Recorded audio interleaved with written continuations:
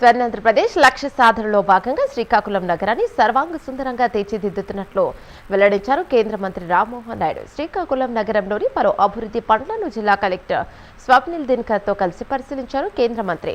కోడి Rammurthy stadium civil పనులను August నాటికి పూర్తి చేస్తామని హామీనిచ్చారు. నగరంలో అభివృద్ధి చేస్తున్న పార్కులకు ప్రజల నుంచి విశేష స్పందన వస్తోందని తెలిపారు.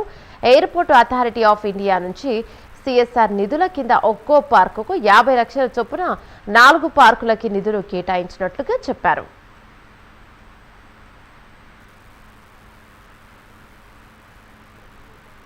ఇక్కడ ఉన్నటువంటి కొన్ని పార్కులు అభివృద్ధి చేయాలన్న ఆలోచనతో స్పెషల్గా ఒక 4 పార్క్స్ని ఐడెంటిఫై చేసి జిల్లా కలెక్టర్ గారు, జేసీ గారు, అలాగే స్థానిక శాసనసభ్యులు శంకర్ గారు అందరూ కూడా కలిసి ఆ పార్క్ ఉన్న లొకేషన్స్లో స్థానికులందరితో కూడా మాట్లాడి ఈ పార్క్స్ని అభివృద్ధి చేయాలన్న ఆలోచనతో ఈ ప్రోగ్రాం పెట్టుకున్నాం. ఇక్కడ కార్పొరేషన్లో మన గోనపాలెం, అలాగే హట్కో కాలనీ, ఈ అబ్దుల్ కలాం పార్క్, అలాగే ఆర్కే నగర్లో ఉన్న పార్క్, ఈ 4 పార్క్స్ని కూడా ఐడెంటిఫై చేసి కూటమి ప్రభుత్వం తాలూకా ఆలోచన ఆంధ్రప్రదేశ్ స్వర్ణాంధ్రప్రదేశ్గా తయారవ్వాలనంటే ప్రతి ఒక్కరు కూడా ఆరోగ్యంగా ఉండాలి.